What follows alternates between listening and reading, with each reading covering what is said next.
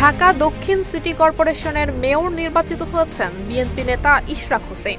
2020 সালের ফেব্রুয়ারিতে অনুষ্ঠিত হওয়া এই নির্বাচনে কারচুপির অভিযোগ তুলে ফলাফল বাতিল এবং পুনরায় ভোটের দাবিতে করা মামলার রায় ইশরাকের পক্ষে গেলে ঢাকা দক্ষিণের মেয়র পদে আসীন হন তিনি। 27 মার্চ নির্বাচনী ট্রাইব্যুনালে দায়িত্বপ্রাপ্ত ঢাকার প্রথম যুগ্ম জেলা জজ মোহাম্মদ নুরুল ইসলাম এই রায় ঘোষণা করেছেন। ইশরাক হোসেন রাজনীতির অঙ্গনে তরুণ এই নেতা অনেকেরই আইডল। দেশ জুড়ে তোলপাড় ওয়ালটন ফ্রিজ কিনে আপনিও হয়ে যেতে পারেন মিলেনিয়ার। ব্যক্তিত্বের কারণে বিভিন্ন মহলে পেয়েছেন ব্যাপক জনপ্রিয়তা। দলে একাধিক সিনিয়র এবং যোগ্য প্রার্থী থাকলেও ঢাকা দক্ষিণ সিটি কর্পোরেশনের নির্বাচনে মেয়র প্রার্থী হিসেবে ইশরাককেই বেছে নিয়েছিল বিএনপি।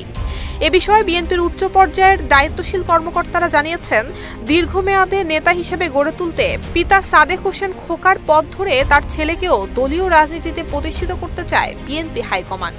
বয়সে তরুণ হওয়ায় দলের সময় দেয়া তার পক্ষে সম্ভব। পাশাপাশি তরুণ প্রজন্মের কাছেও সহজেই জায়গা পেয়েছেন ইশরাক হোসেন, আর তাই তরুণ এই নেতার হাতেই তুলে দেয়া হয়েছিল দলীয় নির্বাচনী প্রতীক।